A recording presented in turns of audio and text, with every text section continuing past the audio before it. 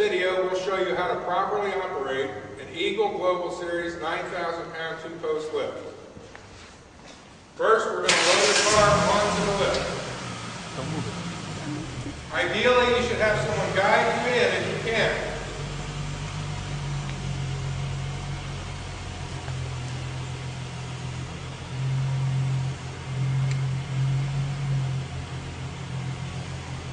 We want the car to be centered from side to side, properly positioned from front to rear.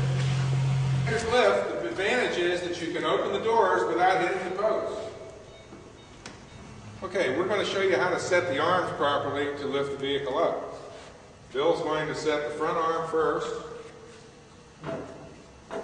swing it into position, and extend the slider until the pad is directly underneath the proper lifting point. Notice Bill's taking an extension out so that he can raise the pad height up so it can properly contact the frame before the arm will hit the rocker panel of the car. Now Bill will repeat that procedure on the other side of the vehicle. Now we want to raise the lift just until the pad will almost touch the vehicle. And we'll recheck our arm position. Now we continue to raise the vehicle.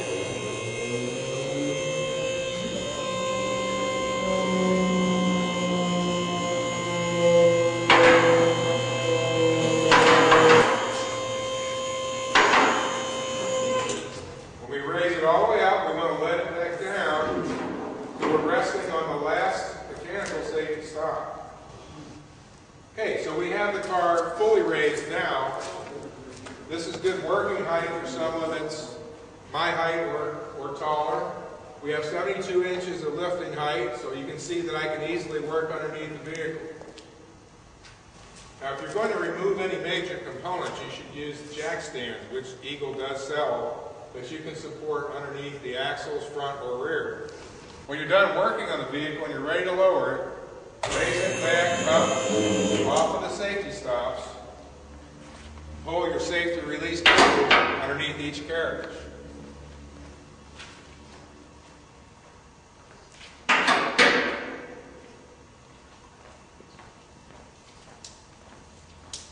Then lower the hydraulic release. Now, you can lower and stop the lift at many different working heights. Let's say you wanted to do brake work or tire work. Well, you want to have that at a more convenient position. Raise it back up till you hear both safeties click. Let it down on the safeties. Now you're at working height for wheel and tire work.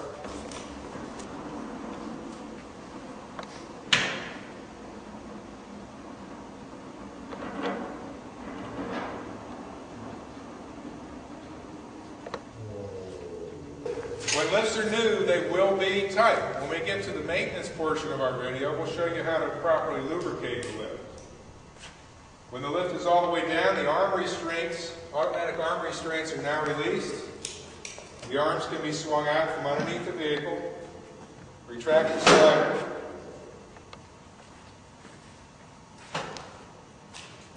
Notice that both arms store to the rear on an asymmetric lift.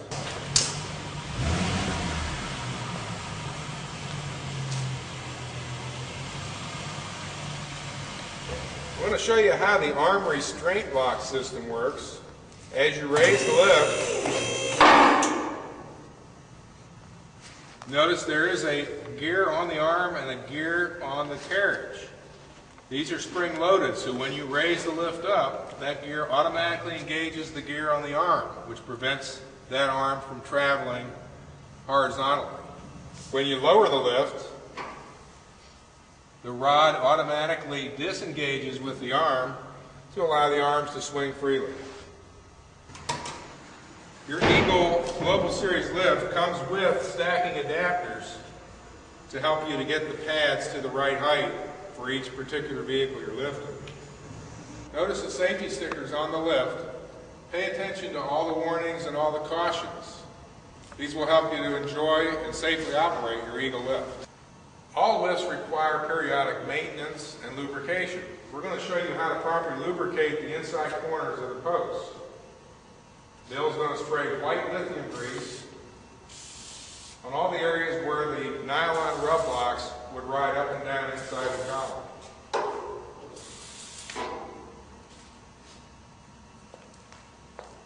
Additionally, you want to lubricate your chain periodically using chain grease or chain lubrication.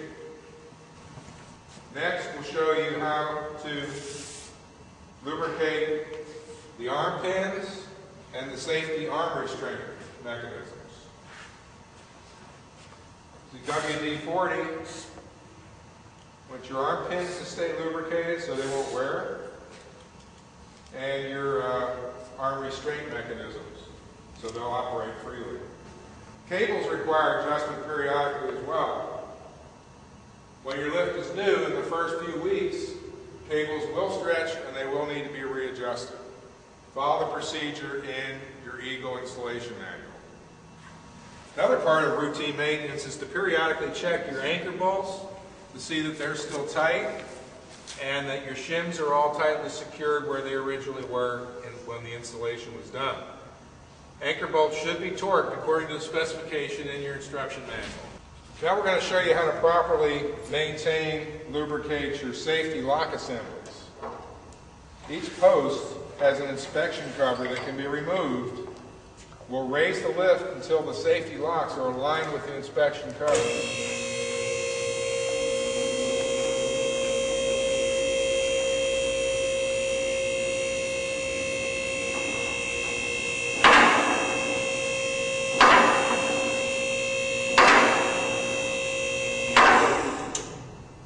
Here we can see the safety latch, and first we saw the spring go up inside the column. Bill will lubricate the latch with WD-40 or white lithium grease. The other thing to notice as you're doing this maintenance is to observe whether or not the safety latches click and sync with each other. Notice they do.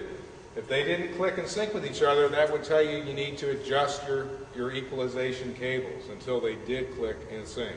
Again, follow your procedure in your Eagle installation manual.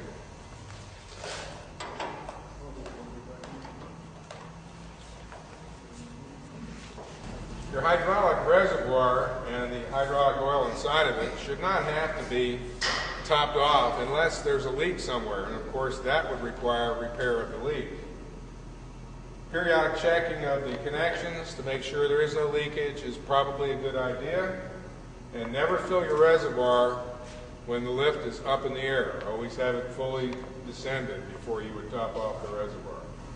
This concludes your maintenance instruction for the Eagle lifts. If you have any additional questions or any problems that might arise, call the Eagle service number. Our Tech Assist department will be happy to assist you.